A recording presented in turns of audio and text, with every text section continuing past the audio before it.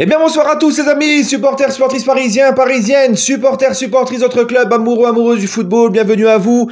Les amis, aujourd'hui on se retrouve pour une vidéo spéciale actualité PSG, je voulais en parler, le retour de Presco, le retour de Kimpembe après une longue blessure, le retour sur les terrains, il a réintégré le groupe, il s'entraîne actuellement avec les joueurs du PSG qui ne sont pas partis en sélection, donc c'est avec un grand plaisir qu'on va retrouver le Presco, donc je voulais en parler vite fait, et je voulais parler par rapport à Ousmane Dembélé, parce qu'il y a une statistique très intéressante que j'ai vue qui est tombée sur Ousmane Dembélé, statistique faite par le CIES, c'est un site spécialisé sur les statistiques, les analyses statistiques des joueurs, et franchement ils ont sorti un truc très intéressant sur Ousmane Dembélé, et je voulais en parler avec vous parce que c'est vrai que depuis le début de la saison, Ousmane Dembélé, j'entends beaucoup de critiques à son sujet, et bref, on va y revenir.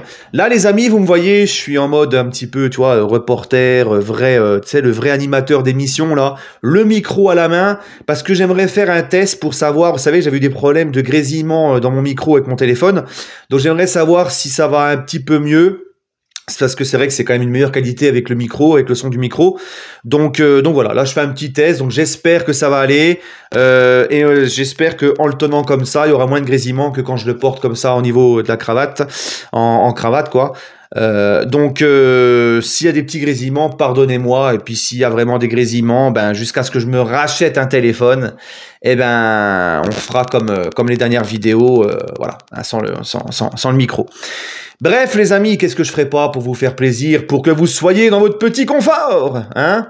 Bref, les amis, le retour de Presco, écoutez, moi je suis très content parce que Presco, c'est le Titi parisien qu'on aime tous, c'est le symbole de la réussite des Titi parisiens, c'est notre soldat, c'est notre gars sûr, comme on dit.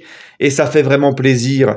Et en plus de cela, Presco, le fait qu'il revienne, ça va nous donner une solution en plus en termes de concurrence et en termes aussi pour la rotation, la concurrence au poste de défenseur central. Oui, parce que pour le moment, Lucas Hernandez, en attendant le retour de Mendes, j'espère que lui aussi, ça va pas trop tarder, Lucas Hernandez est en latéral gauche, et là on a depuis le début de la saison, on a que Marquinhos, Skriniar en défense centrale et l'ami Danilo qui s'était blessé récemment, et on a vu là les derniers matchs, on avait que Marquinhos et Skriniar en tant que défenseur central.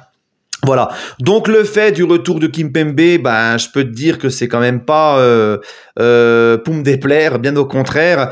Et puis on n'oublie pas aussi que Kimpembe a su, il a aussi passé à côté de certains matchs avec le PSG, c'est vrai, mais aussi il faut pas oublier que Presco a su montrer et prouver qu'il pouvait être au rendez-vous dans des gros matchs. C'est un international français, c'est un joueur quand même qui a beaucoup de qualités, que j'aime beaucoup.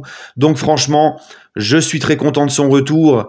Maintenant, la gestion pour Presco, je pense que Luis Enrique va pas prendre beaucoup de risques avec lui. Il le réintégrera petit à petit, le fera jouer quelques minutes comme ça, et petit à petit, il sera de nouveau titulaire, mais sur des matchs, on va dire, face à des équipes modeste de Ligue 1 pour commencer. Voilà, tu peux pas le mettre tout de suite dans des gros matchs face à des grosses équipes. Il va lui falloir un petit temps pour bien se préparer pour son retour. Voilà, parce que quand t'as pas joué depuis si longtemps, l'année dernière, il a quasiment pas joué, Presco, rappelez-vous, c'était blessure sur blessure. Là, il s'est fait opérer, il me semble, donc il revient d'une longue convalescence, donc ça va prendre du temps. Mais le principal, c'est que Presco soit là et soit prêt et en forme pour la deuxième partie de saison, comme je l'ai toujours dit, qui est le moment d'une saison le plus important dans une saison, où là, c'est là que commence la dernière ligne droite, où commencent les huitièmes de Ligue des Champions, etc. Tu vois, donc bref, voilà. Ouais, on n'y est pas encore en huitième. Oh, shut up! Hein? Ah, ça faisait longtemps le shut up. Ça faisait longtemps. Donc voilà, très content du retour de Presco, qui en plus, il s'entraînait à part, depuis longtemps, il s'entraînait à part du groupe. Mentalement, ça a dû lui peser, ça n'a pas dû être facile. Et de le retrouver même au sein du groupe, ça va faire du bien au groupe. Parce qu'on sait que lui, en termes d'animer le groupe, mettre l'ambiance, et ça, ça c'est important aussi. Voilà les amis, donc très content pour le retour de Presco. Je voulais parler donc vite fait du Dembouz de l'Ousmane Dembélé. D'accord, puisqu'il y a une stat, comme je vous l'ai dit, du CIES qui est tombée. Donc, Dembélé, les amis, regardez la stat. Ousmane Dembélé est le meilleur créateur d'occasion statistiquement, je vais y arriver, au monde cette saison, avec un indice de création à 2,36. Kylian Mbappé est en 4e position de ce classement, avec un indice de création à 1,87. Voilà les amis. Donc pourquoi je voulais en parler de ça et faire cette petite vidéo? Ben parce que depuis le début de saison depuis que Dembélé est arrivé au PSG, j'entends beaucoup de choses sur Dembélé. Comme quoi c'est une arnaque, comme quoi il est surcoté, comme quoi il sert à rien, comme quoi il est nul. Qu'est-ce qu'on s'est fait chier à recruter ce gars-là? C'est une fraude et on n'ira jamais loin avec des pipes, avec une pipe pareille, etc. Et tout ça parce que bon bah il est maladroit devant le but, il a pas encore marqué. Moi le premier, vous avez vu dans certains de mes débriefs, je l'appelle Pierre Richard parce qu'il vendange devant les cages, mais on sait qu'il est maladroit devant les buts, on sait que la finition c'est pas son point fort. Mais je vous l'ai souvent dit les amis, Ousmane Dembélé, faut pas regarder que ça, faut regarder ce qu'il apporte à côté en termes de percussion, en termes de différence. Alors certes, des fois, bon, il perd des ballons, mais parce que son jeu demande à ce qu'il provoque beaucoup. Il essaye aussi de pas mal il est souvent à la dernière passe ou à l'avant-dernière passe, donc des fois, bah oui, il y a des déchets, ça ne peut pas être que du 100%, mais vous l'avez vu les amis, comme le dit cette statistique, c'est celui qui fait le plus de différence est le meilleur créateur d'occasion statistiquement. Oh, purée, c'est qui ce con qui a inventé ce mot-là hein? Au monde, cette saison. C'est vrai qu'il est pas facile ce mot. Hein? 3 tortues trottées sur 3 toits très étroits. Tu vois, c'est ce genre de merde là. Tu vois, c'est compliqué à dire. Tu vois, statistiquement. Voilà, tu vois. Essaye de dire plusieurs fois de suite 3 tortues trottées sur 3 toits très étroits. Tu vas voir comment tu vas.